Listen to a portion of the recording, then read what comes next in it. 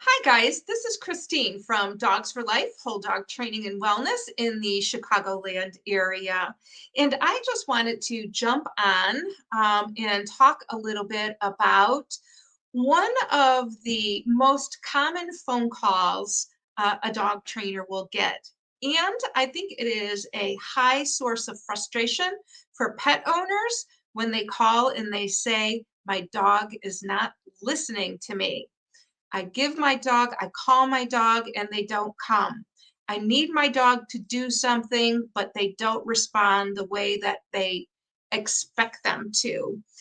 This is a very clear issue for me when I hear pet parents say this to me. When your dog is not listening to you, I think it is a very common occurrence. And so, keeping in mind that dogs learn based on repetition.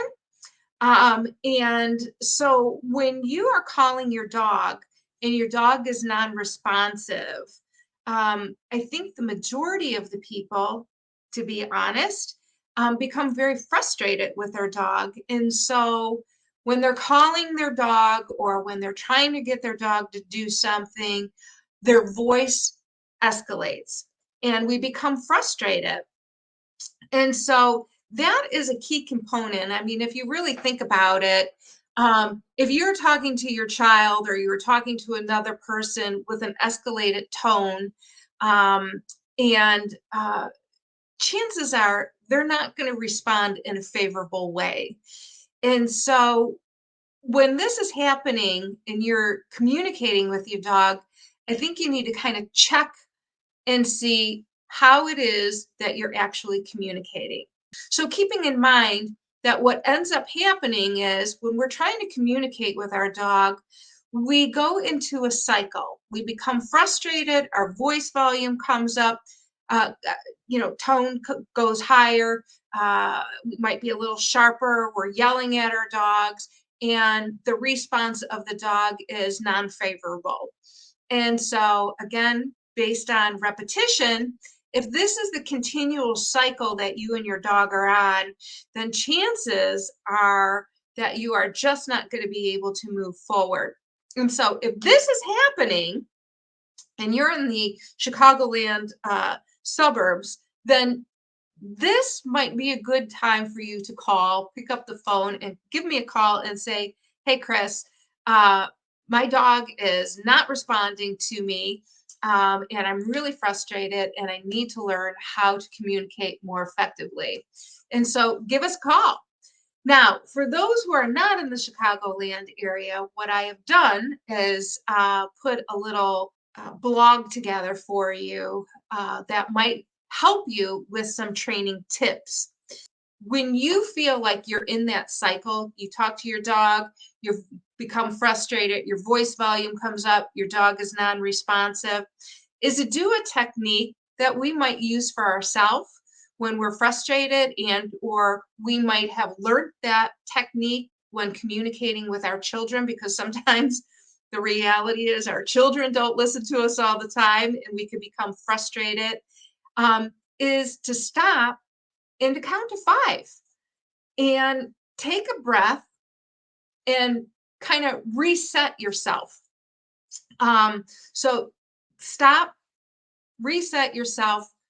But here's where the problem lies in a lot of times is not only do we become frustrated and we have the cycle that we kind of go into, but the other piece is if the dog is non-responsive, then there is a good chance that the dog is non-responsive because there is a lack of understanding and or a lack of training as to what to do. And so one of the things is not only do we become frustrated, but the other piece to that is the problem is we're not effective in our communicating. And so sometimes that is a lack of communication throughout the family where there's inconsistency. And then the other piece is to set the proper expectation. And what I mean by that is if we're yelling at our dog not to do something. So, for example, if your dog is jumping on you and you tell your dog, stop it, get down, don't, or you give them a push off. What we fail to do is actually to set the expectation. And that expectation is, I don't want you to do this, but instead I want you to do this. And so when you find yourself in that frustrating cycle, you have to count to 5 and say, this is not what I want my dog to do. This is what I want my dog to do. And then, with that being said, then this is where your training needs to start.